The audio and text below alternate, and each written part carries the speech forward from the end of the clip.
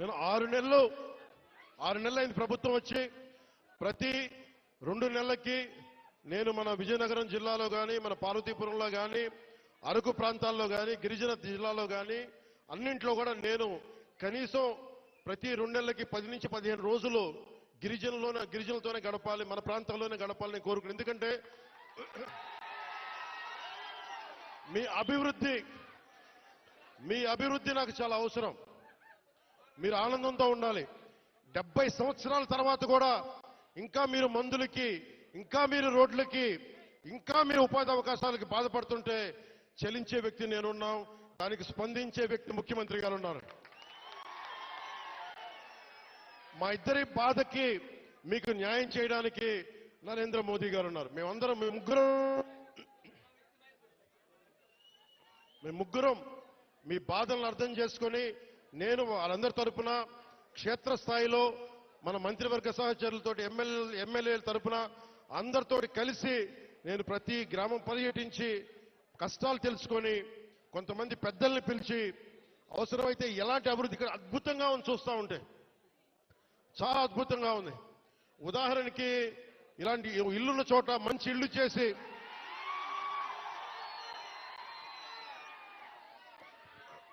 మీతో మాట్లాడి, ఇక్కడున్న అందరితో మాట్లాడి, అమ్మా కూర్చోండి, మీరు కొంచెం పక్కన రోడ్. ఇలాంటి సుందరమైన ఈ కనిపించే చోట ఇలాంటి కొంత మైదానం ప్రాంతంలో కనిపిస్తే ఇక్కడ పల్లంగా ఉన్న కంటే ఎత్తు పల్లా లేకుండా చదరంగా ఉండే ప్రాంతంలో నిజంగా ఇది హోమ్ స్టే అని అంటాం. అమెరికా లాంటి చోట్ల, విదేశాలు లాంటి చోట్ల ఏం చేస్తారంటే ఇలాంటి చోట్ల ఇలాంటి ఇళ్లలో వచ్చి ఉండేలాగా వాళ్ళకి కావాల్సిందల్లా శుభ్రంగా ఉండాలి. విదేశీయులు వస్తారు చాలా మంది. అడవులకు అర్థం మనకి అడవుల్లో విహరించడానికి చాలా మంది వస్తారు. మనకి తద్వారా ఉపాధి అవకాశాలు వస్తాయి. మీరు కూర్చోబెట్టి ఈ మనకి పర్యావరణం కోసం పరిశోధించే శాస్త్రవేత్తలు చాలా మంది ఉన్నారు. వాళ్ళందరికీ వచ్చి ఉండాలి అంటే మీరుండే ఇళ్లలోనే. తర్వాత మనకి ప్రకృతికి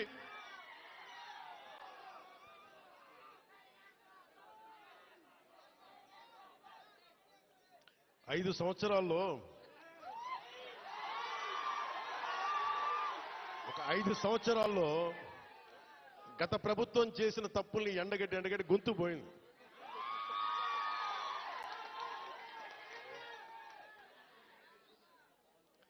ఈ రోజున నేను మీకు ఒకటే మాటిస్తున్నా, మీకోసం నిరంతరం పనిచేయడానికి నేను ఉన్నాం. ఈ రోజున మన బడ్జెట్ 19 పంచాయతీలకు సంబంధించి ఇలాంటి రోడ్లే దాదాపు 40 కోట్ల రూపాయలతోటి మనం శాంక్షన్ చేశాం.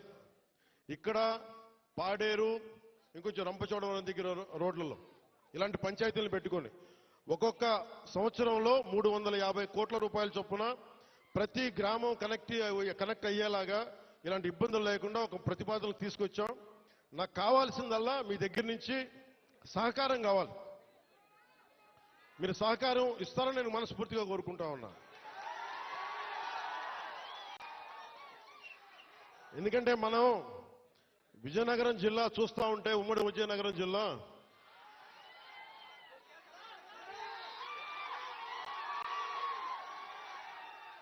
అడవుల్లో కాదు, ఇంత సుందరమైన ప్రాంతంలో పుట్టిన మీరు అదృష్టవంతులే. నేను నిజంగా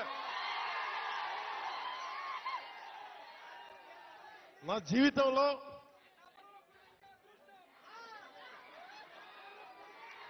జీవితంలో నేను ఎప్పుడు అసూయపడలా. నాకు ఈర్ష్య ఉండదు. ఎవరైనా నాకైనా విజయం సాధించిన ఎత్తుకు ఎక్కి నాకు ఇబ్బంది ఉండదు. మొట్టమొదటిసారి మిమ్మల్ని చూస్తే నాకు అసూయగా ఉంది. ఇంత చక్కటి ప్రకృతి మధ్య మీరు బతుకుతూ నాకు అసూయ కలిగిస్తూ ఉన్నారు. అందుకని మీకు నాకు గుడొద్దు, బడి కావాలి మనందరికీ. ముందు చదువు ఉంటేనే భగవంతుడు గుర్తొస్తాడు. బడి ఉన్న చోట గుడి వస్తుంది. అందుకని నేను మీకు నిరంతరం మీకు అందుబాటులో ఉంటాను. కలెక్టర్ గారికి కూడా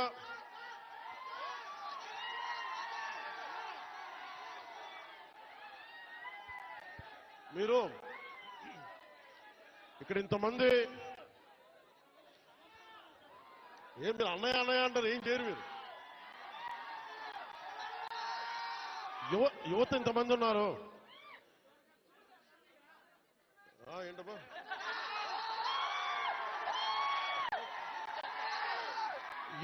యువత ఇంతమంది ఉన్నారు.